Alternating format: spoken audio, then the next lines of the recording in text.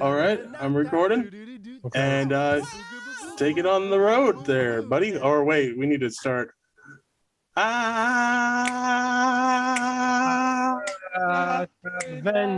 Oh, yeah. Yes. Ba-da-da-da-da-da-da-da. Kakapanganya fay cake. Okay. Suck up a cake. Yeah. I I'm feel not like getting the magic that we normally have. really. I'm sorry. It's fine. Boom, boom, boom, boom, boom, boom, boom, boom, boom, boom, boom, boom, boom, boom, boom. Welcome to the podcast. Podcast. Welcome, Podcast. welcome to God Dots. Podcast. Our first special guest, Erica. Hello. Anyway, all right. I'm recording my second hand camera and Yo, go for it. welcome to God Dots Podcast. This is about ministry stories and the people we meet along the way. And this is episode 3 and 3. There we go. And we wanted to start doing special guests where we brought people on and we talked to them and found out about their stories, the bad parts, the good parts, the parts that were difficult, the parts that were really fun, the parts that are not told, the parts that are especially told. Because testimonies can get shortened into stuff that you really meant it. You really needed more time, but you didn't really have the time to tell it. And so a lot of times people get abridged versions of my testimony alone. And I think the details are important. So this is a time for us to just learn about people, talk to them, have fun. And I think first things first on the list is, I think first things first. I was going to say, we're on a beach. Woo! We're on a beach. No, it's the costume contest. It's first things first. Yeah. Okay. Anyway, so yes, I will introduce this. So since it's the costume contest, this doesn't really bode well for audio listeners. But I had a challenge, a surprise challenge to be Beach Boys. I should have been the band. Now. Oh, wow. You're the band. Whoa. Huh. Man. Well, do you want to get this background is causing you to disappear, so people can't fully see you. Yeah, let's turn it off. But you're right. It was cool for the intro. It's cool for the intro, but here we are. Yep. Back in our. We weren't at the beach. I'm sorry to disappoint. We're at the beach. Just let me. I'm a little slow on the draw. Okay. All right. Do you want to go first or I go first? I'll go first. Wait, so yeah, you go first. Yeah, dude. So I'm a guy who's, I got my towel, because you need your towel. You got your shades because you need your shades to protect yourself from the sun. You got my sunblock on the really nose. Yeah, this is random. Maybe you're gonna say it's mayonnaise. That would have been funnier, but no, it's actual sunscreen. I'm wearing my swimming trunks. I'm wet because I just jumped into the lake or the pool, and I'm wearing my off-brand Crocs. Love it. Okay, nice. Very important. Off-brand Crocs. Price difference is ridiculous. Like real Crocs are $50 and off-brand are like $7. Yep. Like they're not even trying. This was Walmart, and they were called women's beach shoes at checkout. So that's what I rock. I love Okay, that. all right.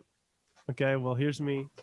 I'm in my swim trunks and my beach socks, and I've got my belly. Oh, sorry. I've got my belly because I'm a beach bum. I thought, I might as well have that one pack, that roll. I brought this because I was wearing a belt around my chest, and it felt a little bit like a rock god. I don't know. And then I felt like a bum. This hair, I know I wore it last week, guys. I apologize for the redundancies, but I felt like it just fit. And then I got this fedora, menorah. I brought a menorah, 8 candles to light. No. So that's it. That's the whole shebang. Whole kit and caboodle. Nice. Boodle. Again, the poll will be on Instagram. As we're recording this, the poll for last week's is live. Out. So See what's up. I don't know what the prize is. maybe we'll think of something. What? We should let people pick our outfits one week. Ooh, Good idea. maybe that'll be next week. Okay. Since Erica thought it was a good idea and she's the special guest. Well, it'd be Thank cool you. to let her pick. It'd be cool to let the special guest pick the thing next week, too. I hit a button. Oh well. Fix it in post, as Okay. they always say. All right. So the next segment, did I just intro that one? I forget. That's fine. It doesn't matter. You intro the next one. Who cares? All right. I'm gonna intro the next one. So this one is a story, a tale, a lie. It's something fun that we do to break the ice, and this is the first time with a special guest. Yep. And so Erica is gonna tell us a story, a tale, a lie, which Charles already knows. Yeah. So to add to Okay. his Pose it. I haven't told him what they are, Oh, but I just feel like I've told him at least the story and the whole truth of the tale. And so I thought it was an unfair advantage for him to know it already. well, since it is an unfair advantage, this goes on me. If I guess correctly, Erica takes a shot of Apple cider vinegar. cider. apple cider vinegar. This smell But me a little queasy. I'm not. oh man, I thought I put less in there than last time. I hope I put less in there than anyway. If I lose though, me and Charles both have to take a shot. Matt, the other day I was driving and I just thought about apple cider vinegar and I began to puke. Like not actually puke, but I started like that like soaking feeling in your throat. Mm-hmm. Started wanting to puke because it was so strong last time. We actually went and listened to the podcast of you and your sounds that you make on the second episode. You're like, what? Oh, it's bad. I want to go back to that pickle juice and mustard. Is it much better? Oh, so much better. Wow. Okay. I would drink that on the regular if it was my own. No, I'm joking. It was the only thing left. Yeah. All right. So our special guest, Erica, are Okay. you ready to tell a story, a tale, and a lie? I think so. All right. So I've been thinking about this for like a week. Like I was trying to fall asleep and I kept thinking about it. Okay. So first thing. So one time I was going to church, or we were like getting ready to go to church. And and okay. So we were getting ready to go to church and there was a stray cat. Okay. I just feel like okay, so there's a stray cat I don't know why she's and laughing. it came to our house and we named it Martin the Warrior because my brother has this series of books that he likes called Redwall that he really enjoys. And so he was like, we're going to name it Martin. And we were like, okay. And so he came along, but our dogs didn't know that he was around. And so we were letting them out and one of my dogs, I was holding it in my arms, the cat, and one of the dogs started attacking me. And I was holding this cat in my arms and it scratched me like a bunch of times. And then it like ran away and never came back. Okay. And then this other time, my family traveled a lot. And so one time we were in Hawaii, and we were snorkeling. And this like sea eel, like not sea eel, I was gonna say sea snake, but I meant an eel, like came out of the coral and like was like coming at us, and my whole family like freaked out and we like ran on the beach, and then we had to leave because we couldn't swim on the beach anymore. And then one time when I was like a kiddo, we were at this one park because we rode our bikes to the park and there was this one slide that was like just straight metal, and it always hurt really bad. And so I was sliding down it, and I fell off like mid slide and scraped half my face on this tree, and like had to ride back to my house with this, like I like couldn't see out of one eye. And I went to school, and all the kids were like, "You look like you are a tree," because the like scratches looked like bark. And that's about it. Okay. Oh man. Matt, can I interject? Yes. Okay, so we're gonna both be taking shots of apple cider vinegar if Matt gets it wrong, because we're the hosts, you know. So I do have a little salt in this, Matt, and I will tell you, I'm not exactly sure. Yes. Okay. I'm not sure on this one. I wish I could tell you I thought I knew. And I'm not gonna give any hints, but I really don't know. Shoot, I was about to ask, like, hey, can you give me some hints? The only Any thoughts? Are you allowed to give hints? No. Oh, No. Oh no. Wow. No, because no, you didn't give hits on the other ones, right? I mean, Well, this is the first time where it's 3 instead of just 2. yeah. So Yeah. But if like you were you and he was him and y'all were talking about it, y'all wouldn't give hits to one another. You know what I'm saying? I don't know Just go for it, Do Matt. you remember what the stories were? I think that's an important one. which one. Do you remember what like do you remember Yes, I remember the you haven't stories. picked out which ones? The which? first one was the cat and the dogs. The second one was at the beach in Hawaii, and the third one was the sliding on the slide. Of which I could go any other way. I'm gonna say that the first one was half true, Okay. and that the second one was true, and that the third one was a lie. Okay, Okay. wait, before you answer, babe. I put the second one as true. Okay.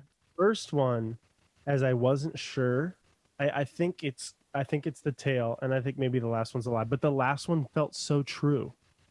I was like, man, That's true. So you're saying we gave the exact same answers? Sort of. No, we did, because my first one was a half. No, we My- didn't. My second one was true, and my No, third one was the lie.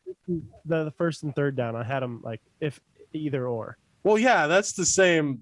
I'm feeling the same way though, Oh, okay, I see. but I'm gonna stick with my first answer. What Okay. is- The first one is the tail. His name wasn't Martin. It was Cat Shadows. That's what I felt like was suspect. Yeah, that was the tail. Okay, so far I'm good. Oh, The name was suspect. okay. The second one is a lie. Oh no, Matt. And the third one was the truth. Everybody like they called What me like part- tree face or something. That was true. what that I The like tree scraped. face? Yeah, that was that true. seems so real. What? Yeah, it definitely happened. I didn't think that scratches Total would. lie. Wow. All the scratches. All the scratches was true. The Have you second been one, to Hawaii? I've been to Hawaii. That's why I changed it, because I went to Hawaii, but I don't remember snorkeling. But I've been to Kauai a lot, which is an island of Hawaii, but it's not like Hawaii. And so I've never seen an eel in real life. Never once that I know of. Oh well, good job. Thank you. I Okay. thought about this. I took when Charles was like, these are the hints of how I knew that yours weren't true.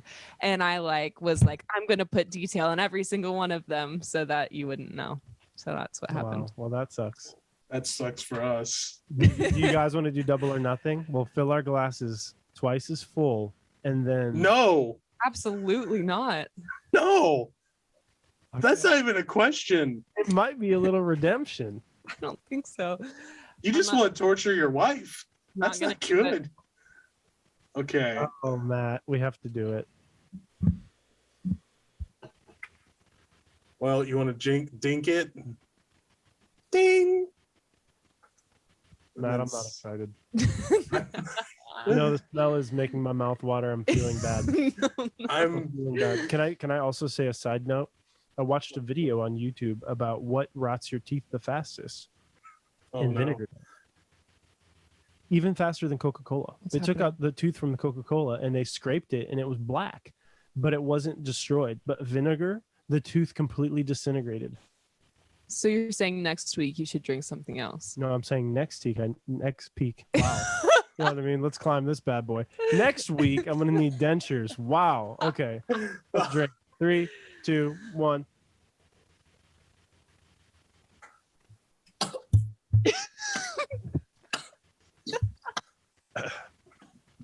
Ooh. Ooh. Ooh. All right. Makes my body quiver. Ugh. Ugh. Ugh. It makes my booty pucker.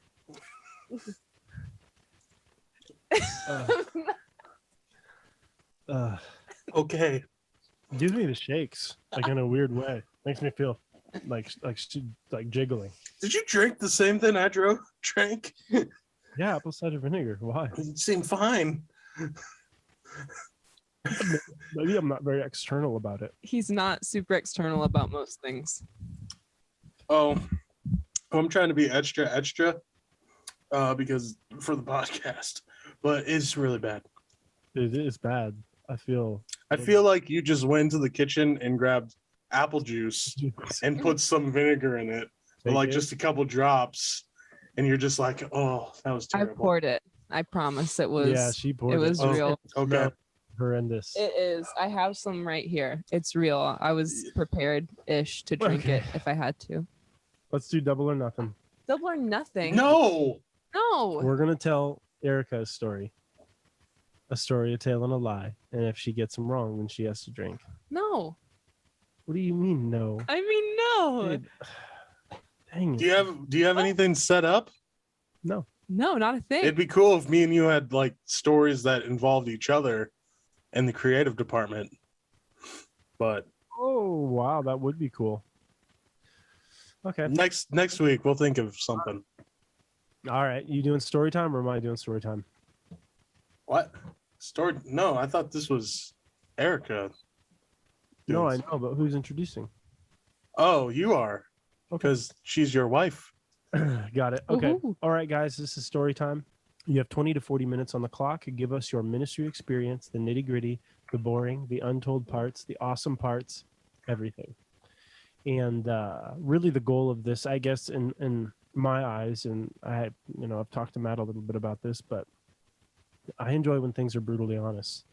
And I believe that there is a level of decency that you need to have in honesty, especially with my life, because, excuse me, that apple cider vinegar is going to town on me.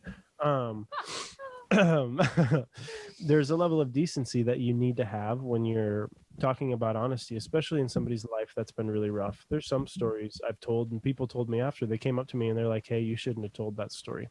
And it was just too much. The details didn't need to be added. So I do believe in that. But I think brutal honesty is the way to go. Then people know you for who you really are at the moment, and they can choose to accept you in that moment, or they know what's gone on in your life and they can choose to accept your past. All your friendships are better because now, instead of you looking a certain way and having friends, you're completely honest. And just, if you're not doing very good, they all know and they accept you for it, and you feel truly loved because you're brutally honest with the people around you, instead of feeling half loved because you give half stories. So the point of story time was just an opportunity for others to be brutally honest with their lives and just share like their story, how they got in the ministry, how ministry was, yada yada yada.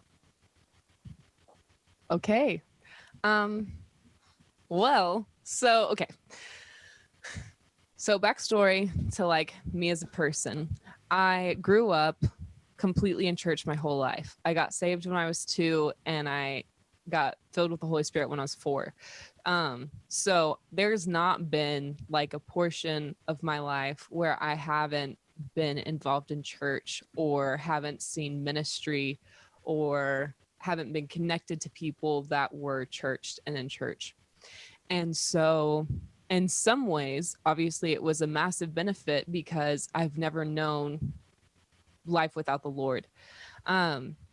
but at the same time, it sometimes has made it very difficult to be very genuine and very real, because I grew up in church so much. We drove like 6 hours every week to get to church because we went twice on Sunday and one on Wednesday, and the church was an hour away.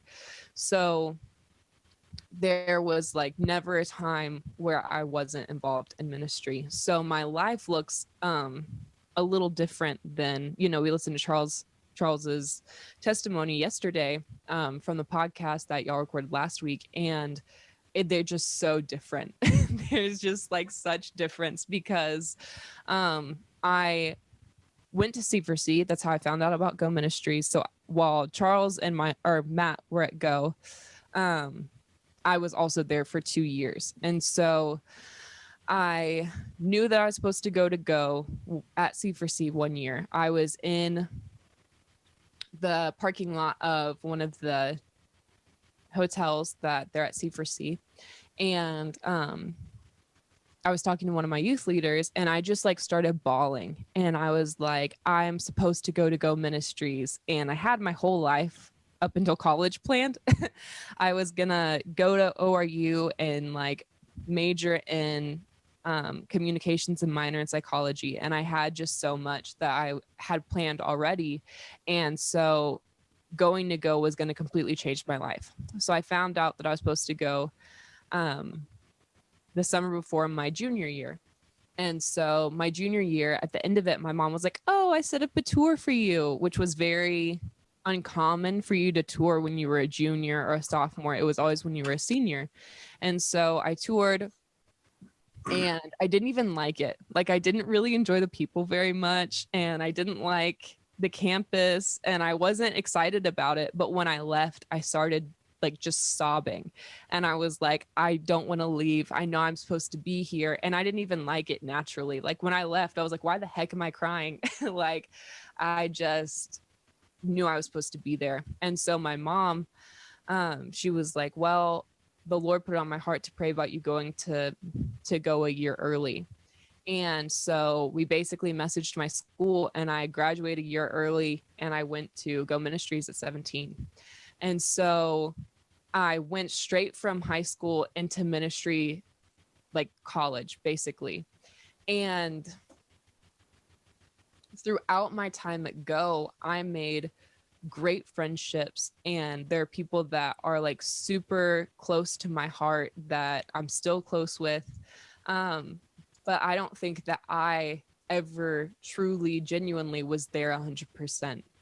And so what I really wanted to focus on was just like what I've been through the past year, not even necessarily being in ministry anymore, and what it looks like as someone who's been in church their whole life to really the first time find genuineness in relationship with the Lord. And so I wrote this little thing, and I felt like I was supposed to share it. I wrote it on our honeymoon, actually. And so is that okay? Sure. Matt, is that I don't okay? think there's really rules. Yeah. Okay.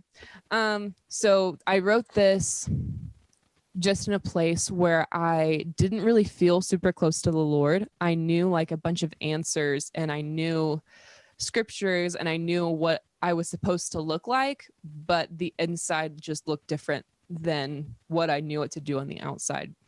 And so it goes like this. I'm on a journey. My destination is unknown, and my stops are unmapped.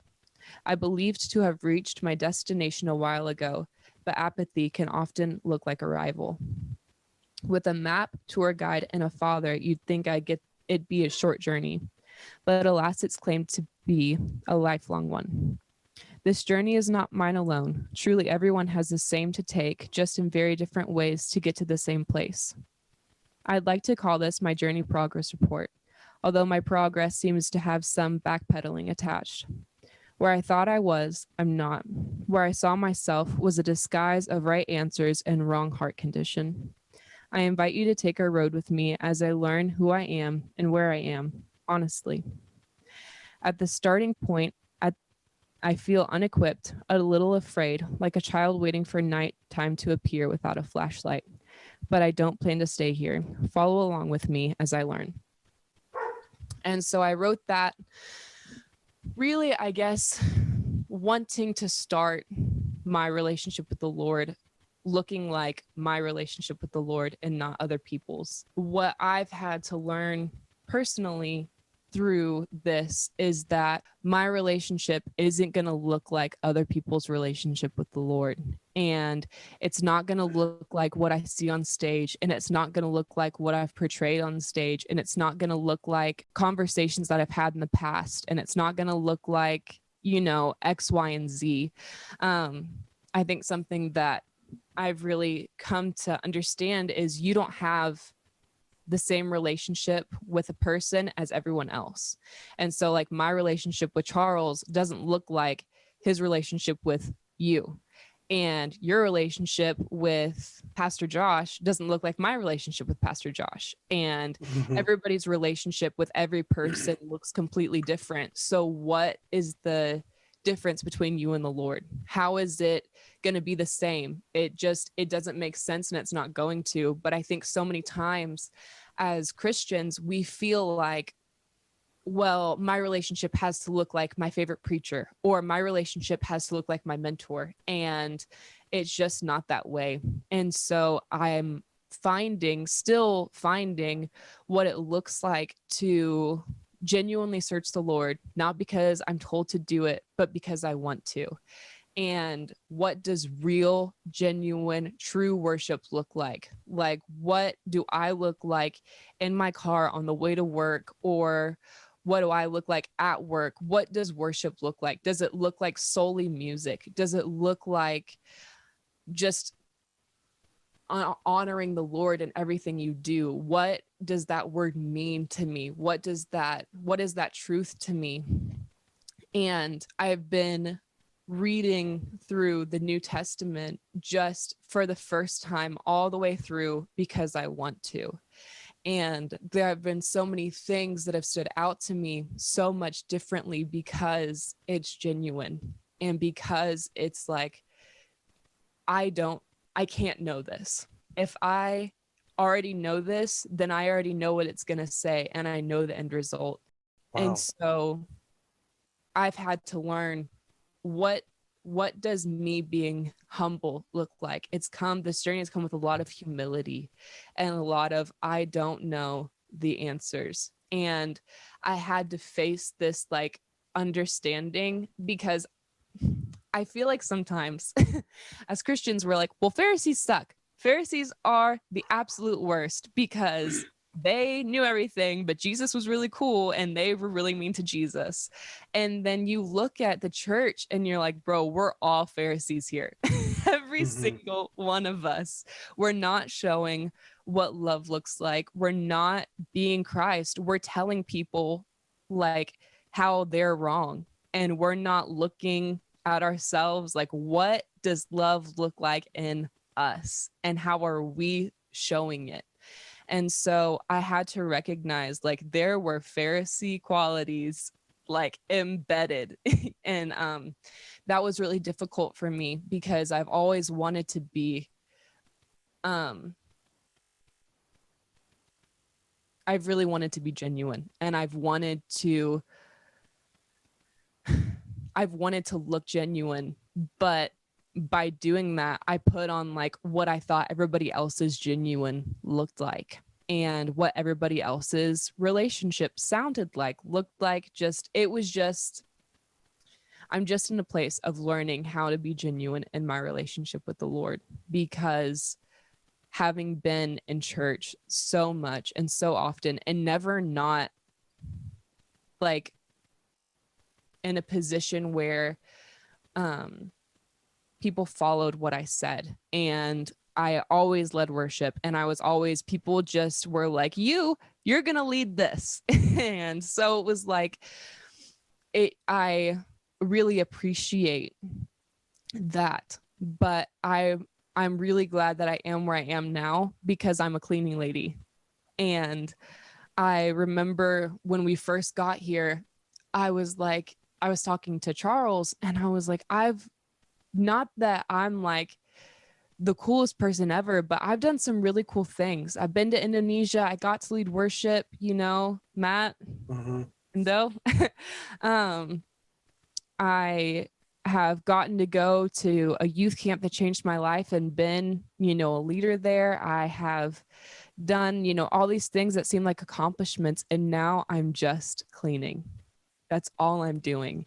And I remember he had gone out of the room or something, and the Lord took me back to Jeremiah 29:11. And it was like, hey, I know the thoughts that I have for you, and my plans are good, and they're good things. And so it took a moment of like, okay, I am where I need to be because I'm not doing anything massive and I'm just cleaning, and I'm going to do the absolute best job I can. And I'm going to clean the most excellently I can. And I want every person that walks in to feel blessed. And learning to be joyful and thankful in those things has been a big shift. My attitude all the time, most of the time, is not great. I don't love it when I walk in and people haven't taken care of the rooms. But it's my choice to even choose to love that person after they're gone. I'm never going to see them. I didn't see them when they were there, but like, you know what? I hope that their time here was restful. And I hope that I did a good enough job so that their time here brought peace in their life. And there's not really much more than that. It's just been really being genuine and learning how to be genuine in my relationship with the Lord. And Charles has really,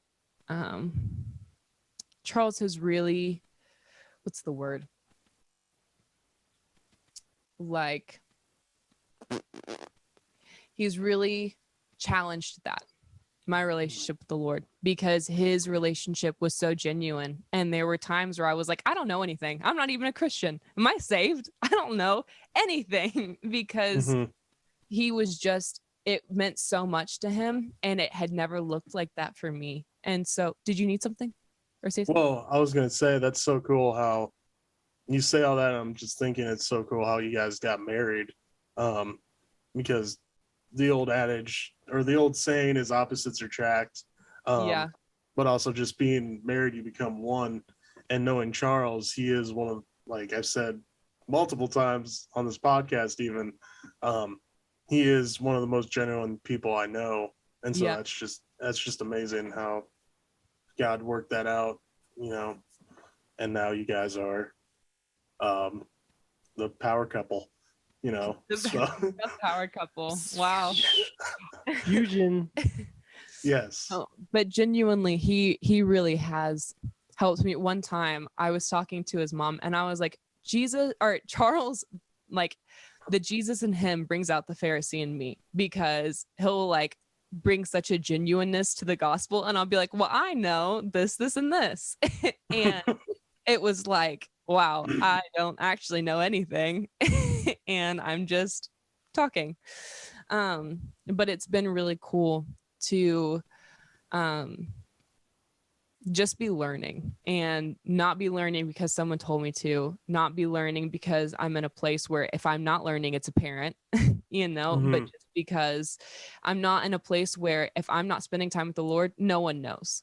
Like, obviously Charles, but other than that, like, no one's going to be like, hey, have you spent time in your word lately? Or like, your attitude's kind of whack today. You want to talk about it? And so if I'm not doing it besides Charles, there's no one challenging me to do it. And so I get to choose to do it because I want to. And I get to pray because I want to, not because I feel like it's right or because I have to. And even something that's been really, really important to me is learning how to take correction from the Lord without feeling condemned. there was like a month or two ago. It was right before C4C. So I guess like a month and a half. And it was the first time that I felt correction from the Lord without feeling condemned. Not because he was condemning, but because it was like my natural response was like to feel condemned. But it was like, it's just something we got to change. It's not like I'm not the worst person in the world. I don't suck. I just have something that I have to change. And I think I've really gotten to a place where it's easier to understand him as a father and not like a disciplinarian or like a dictator, but as someone that's kind and genuine and like really caring and cares about what I'm feeling like and what I have to say and my ideas. And so not walking in a place of conviction and not condemnation has been something I've been really learning as well too. So that's kind of it. There wasn't much awesome. that I had to say, but Cool. No, that was cool. That was perfect. I guess now would be like a Q&A do it. portion. I actually have a question. Do you have one? Well, I have like topic points, not Oh, really okay. for Alright. specific Okay. a question. But do you have a I have a question? question. Yeah, I have a question. So what Okay. do your topic points first? I'll ask after. Okay, well, I don't know if they're topic points. They're more explaining or I don't know, whatever it's expounding upon. Because you mentioned like, so we were all in Go Ministries at the same time. And so it was cool because I remember that day they came to tour the campus. I mainly remember because of Justin, who was like, "Oh yeah, Erica's coming to tour. It's super cool." You know, I was like, "Oh, cool," and that was about it. And then going on trips and stuff like Indonesia was super awesome, super life changing. I guess only expounding question I would have is, do you have any cool like memories or stories or testimonies like from your time at Go as well as specifically Indonesia? Because that was back in 2018. 2018. Wow, almost 4 years ago. Ugh, I don't want to think about it. I know it feels like it was 2 years ago, but I know. yeah. Indonesia. I guess there were these like, so we did a youth camp in Indonesia, just for those who didn't know, and every single one of us had like a different team. So my team was the purple team. We did absolutely terrible, and then Oh, you didn't do as bad as my team. I think The black team. No, my team was worse because there was nobody who spoke like English. I had people that spoke, they were from Malaysia and they spoke Bahasa, but like the Malaysian version of Bahasa. And so things didn't translate completely. But yes. I had one like 12-year-old who did that. Everyone else could not understand English. Oh wow. It was awful. But anyway, carry on. But there were these like, I had one of them on my team. His name was Stefan. Oh, I love Stefan. Wasn't he the best? Okay, so there were like three, I don't know if you remember them, but there were three younger boys that they were like, they looked like 10, 11, and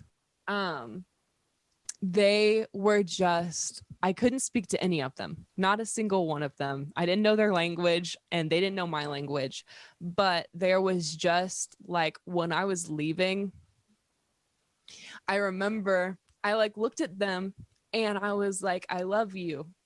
And they like looked at me and they said it back. And it was like, even though I don't know your language and you don't know my language, the only thing that transcended like language barriers was the love of God.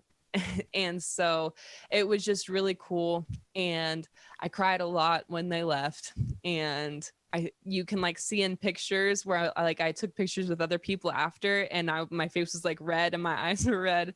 But just that moment of like, no matter time, space, language, country, whatever. The love of God transcends all of it. And so that was probably the biggest thing when we were there that ministered to me. That's awesome. That is cool. I know during Indonesia, that's when I realized you don't need, like, don't let a language barrier intimidate you. Just be yourself with them. Yeah. And it will be awkward. You'll be like staring them and you'd just be standing there and you're just staring, but like, you almost lean into the awkwardness and you make it fun. Like one memory I had is I was trying to eat rice with a fork, and then I think the kids were saying, "Oh, use your spoon," and I picked up the spoon and I used it backwards first, and then I flipped it like upside down. I was like, "This is not work." I'll just go back. I think I don't remember who, but I think a couple of the interns were like looking at me like that was stupid or whatever. But I was like, I'm just trying to be fun, The kids love it. with the kids. I think like the person across from me did, because it's like, oh, you dummy, and don't you know, like, you dumb American, don't you know how to eat this rice? Charles, what is your question, good sir? My question is, okay, why did it take this long for you to realize it needed to be genuine? Good question. There he is with the really genuine good question. Right?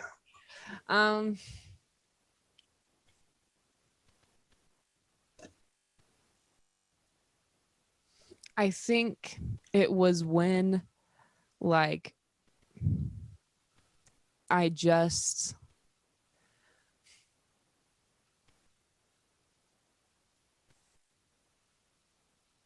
let me think. I think it was when I felt like I knew a lot, and this is what I mean. Okay. It was, sorry. It You're okay. was, Take your time. It was when I knew everything that I should have, but I still didn't have those things.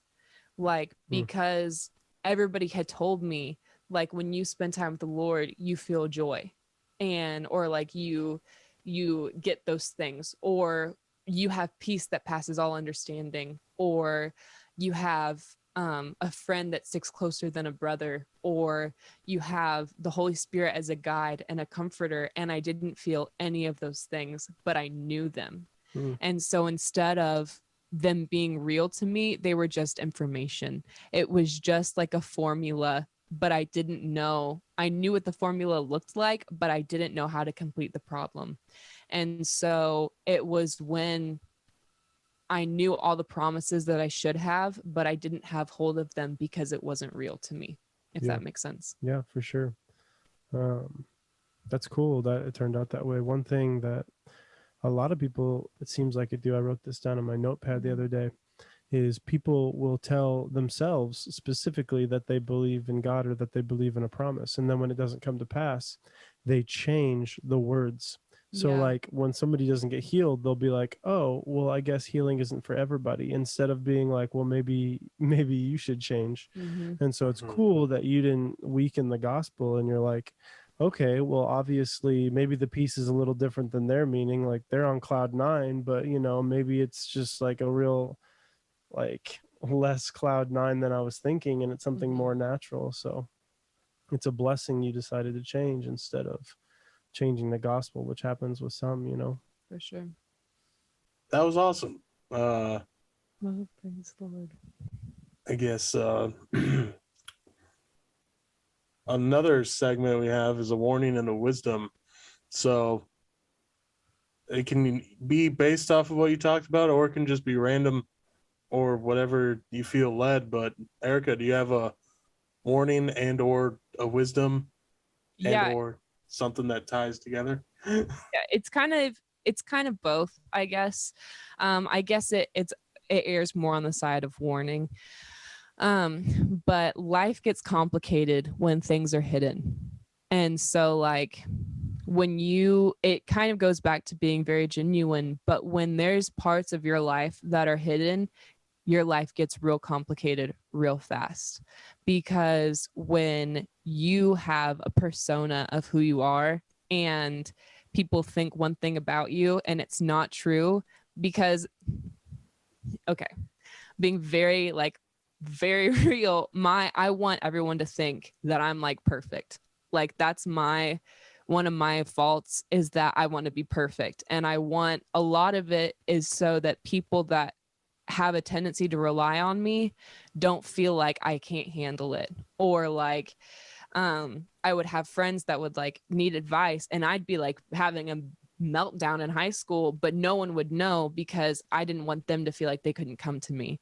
But through that, I had a tendency to cover up, like if there was something that I felt people shouldn't know, or like if I was talking to someone or like having a relationship with someone that I didn't want people to know, I didn't tell them. And then when they found out, it was like big issue. And this happened multiple times on multiple situations. And so my life wasn't complicated when everybody knew everything. When it was like, it became super uncomplicated for people to know that I had had a relationship with someone when they knew about it. And then I could just talk to them about it and just be like, well, it kind of started like this, and then this happened, and blah, blah, blah, blah. Or even something else, like I would have music on my phone that I didn't want my mom to know that I had because she wouldn't approve of it. And so if there was something she needed, I was like, I was just like listening to an explicit song, and it shows like on your phone that you had just had that explicit song playing. And so I was like, Mom, you can't look at my phone right now. And so like it became really complicated instead of just being like, hey, there's music that I know you don't approve of that I've been listening to on my phone, just so you know. Like, and then I'm sure my mom would have appreciated the honesty more than the finding out and having to have a weird conversation. And so any aspect of your life gets complicated when you hide things. And so that's more, I guess, warning and wisdom. Yeah. But I think it airs more on the side of warning. And Oh, that was super good. Yeah, something cool about that is, you know, whenever you're parenting, whenever you find out that your kid is doing something wrong, you know, whatever you want to put in the brackets, there's an opportunity for you to teach and not scold. And especially when somebody comes to you with honesty, there's like a huge opportunity for you to really teach. And so I think, you know, for someone like you or whoever's in the scenario, when you're afraid of being honest, if you have somebody like think about this, if you wanted to be in direct rebellion, how much harder would it be if you had somebody that scolded you? Like if you're like, no, I'm just going to listen to what I want to listen to and do what I want to do, which happens during your teenage years. You're doing it under covers. Yeah. You know what I mean? But you just don't want anybody to know, because one, you don't want to get scolded, in trouble, questioned, talked to, whatever it may be. But I just think it'd be cool for parents, you know, one, to accept their kid in their rebellion and talk to them through it about why it's not wisdom or why it is. And I still believe in, you know, correction and punishment. You know, they can be powerful tools when you're talking about young kids and a little bit older. But when somebody starts having reasonable abilities, 13, 14, 15, 16, you really should be using their mind to train and teach them, because, you know, that's what they're going to be making decisions with. So, no, I just think that's really cool. You know? Yeah, for sure. Yeah, that was a good point. I think so often previous generations would just scold and be like, listen to me, I'm the parent, you know, instead of doing what you just said. You know, and yeah, anyway. No, for sure. It's like, as a side note, but I've been watching Cesar Millan, and he trains dogs. And one thing I noticed with myself is I'll have to tell my dog what to do like 17 times in a row. And by the end of it, I'm either like, just like, I'm angry and I'm just listen to me for a second. And obviously it's not that much, but you know, and there's like this choice between like skirting the line of anger and skirting peace with harsher corrections, not letting correction be anger. And I think for a parent, and I'm happy I'm learning this on a dog, it can be difficult to skirt that line. If your kid's like over and over and over and over and over, you see a ton of parents that as they build on the correction, they build on anger. Yeah. And I Mhm. think, there is a certain respect. My dad told me when I was growing up, he was like, I don't know if you guys got this too, but he was like, it's my way or the highway. And I remember as a kid, I was like, oh, it's just your way or the highway, huh? And I'm just a teenager. And he's like, absolutely. And if you don't like it, then you can get out. And he was just very strong about it, Mhm. And he was the type of person, he didn't have to explain it. Like, he doesn't have to explain it to you. And if he has to explain it to you, it's already off. Like, your honor system is already off for him if he has to explain to you why you need to listen to him. Mhm. So I don't. Mhm. That's a little note on the parenting thing. What were your guys' parents like? Oh, for sure. Just in that regard, not in total. No, for sure. My mom was pretty I don't know why I was like super scared of her for some reason, but she was never mean. Like she was never like when I messed up a lot of times, she was like super she wasn't someone to not give correction and not like she spanked me and I got grounded, but like she wasn't someone that was mean about it. Like we had conversation and she was like, "So you did that?" And it was like, "Yeah." And she was like, "Well, that's like against the rules, right?" And it's like, "Yeah." And so she would do that For even sure. before she spanked us, just so that we knew when we were getting corrected, it wasn't because she didn't love us and she wasn't angry at us. It was because she was trying to protect us or because she um felt like we should do something else. And so she was really good at like something she was really, really good at actually was not holding it against you. Like she wasn't someone to, if you messed up, to like continue over and over it be in your face. Mm. And that was really cool because it made it a lot easier, especially after you just messed up, to be really honest, Yeah. because then you could like really talk about it. And if you talked about it, she was never angry. Like she wasn't like mean about it. So that was really cool. My dad, he didn't it's like kind of complicated because he was in my life or he's in my life. He's been in my life my whole life, but they got divorced when I was in 4th grade. And so in like adolescent years, he wasn't really someone that was disciplinary at all. Like he never like grounded me, but I was at his house on the weekends, but he would like get angry if I did something that he didn't like. Like if he just had expectations of what parent child relationships looked like, and if I didn't like fulfill that expectation, it could be very harsh. Not meaning to. My dad's not like a mean person, like he never wants to hurt you, but sometimes his communication can just be really strong and like really sharp and he doesn't know it. And so when you're a teenager, it's really hard to see past that. And it's like, well, you hurt my feelings and you're supposed to be an adult and I'm supposed to be able to mess up. And like as a teenager, you have like an understanding of what parent child relationships look like. But sometimes parents don't fulfill their role super well, not because they don't love you, not because they don't care, but because they don't know any better. And so I think that's kind of how my dad was. He wasn't ever trying to be hurtful, but he could be really harsh sometimes. Yeah, that makes sense. Well, for me, I don't have a lot of childhood memories of being like corrected and stuff because, well, my mom wasn't there, and then my dad was, really, he was always working. I would say it was. I don't. So yeah, so it's hard for me to come up with an answer because there's memories that I know are suppressed. And then I would say like so my dad's loving or obviously he's awesome. He loves the Lord. And we have a good relationship now. But growing up, he was really workaholic. And I do remember getting spanked a few times and then being threatened with like a board. So it was more, I guess, older style of just correcting.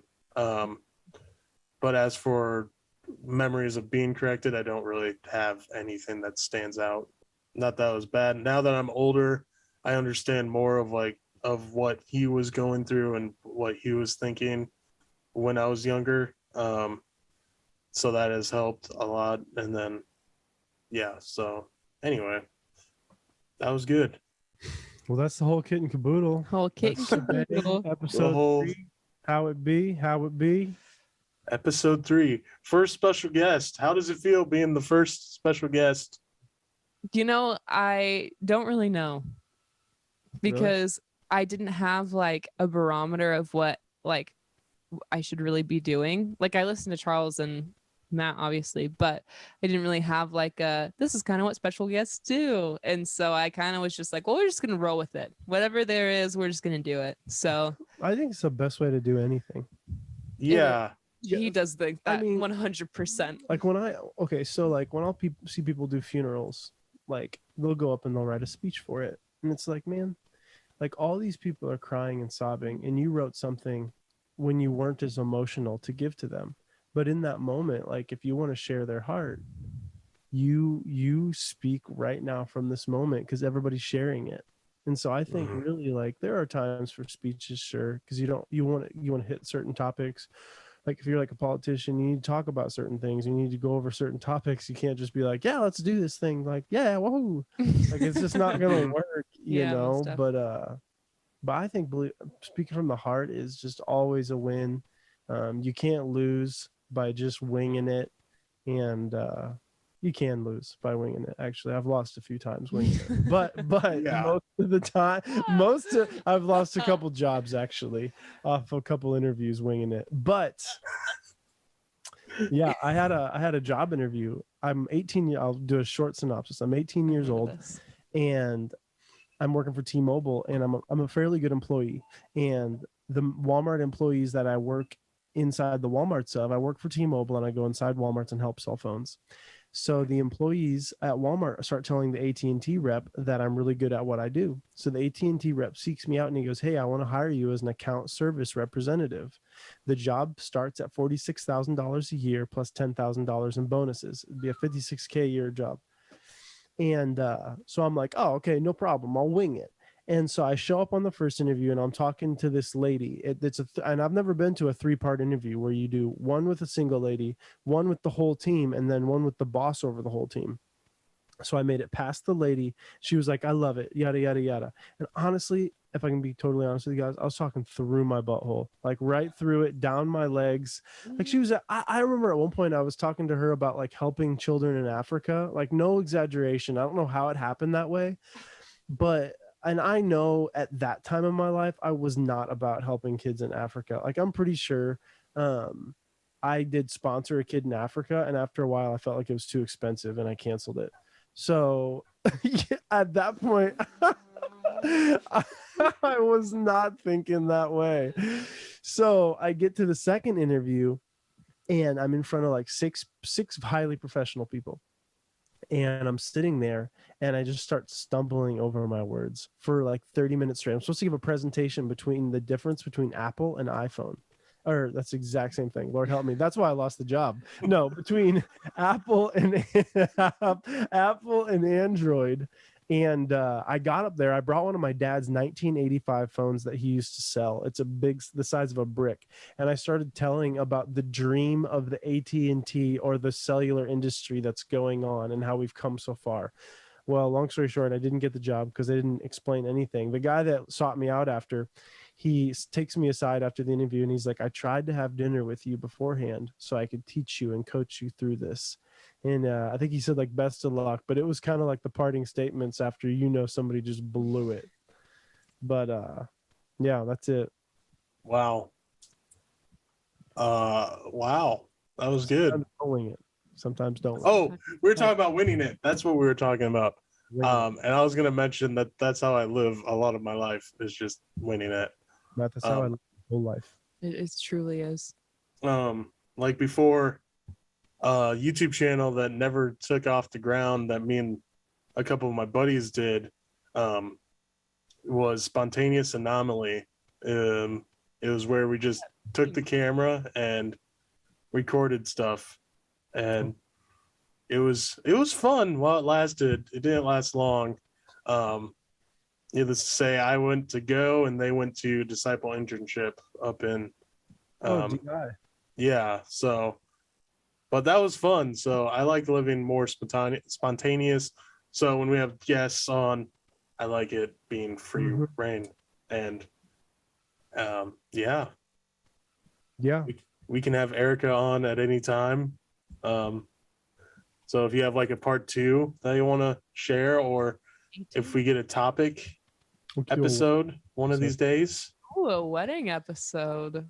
Ooh, marriage myths Marriage myths. 505. I just won't be there for that one. No, you can be I there. would just disappear. You were at our wedding. Into the video. I was at your wedding. And like I said last week, it was a cool wedding.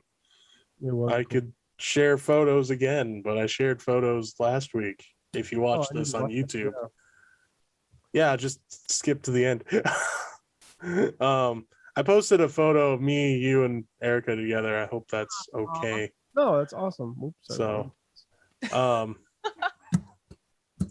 we had our first. Never mind. So, yeah. So next week, I'm not sure if we're gonna have a special guest next week or not.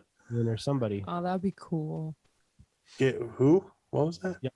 Brandon, I think, was our Yeah, that's who I'm gonna talk to. So I don't want to make any. Last week we made a special promise where it's like, all right, next week it's gonna be Erica, yay! But Yeah. next week I'm not sure. I gotta see with them what schedule works best. Maybe it'll be me and you again for something. I don't know. Or we should do an episode just on ghost stories that just talk about, I don't know, stories. That'd be cool.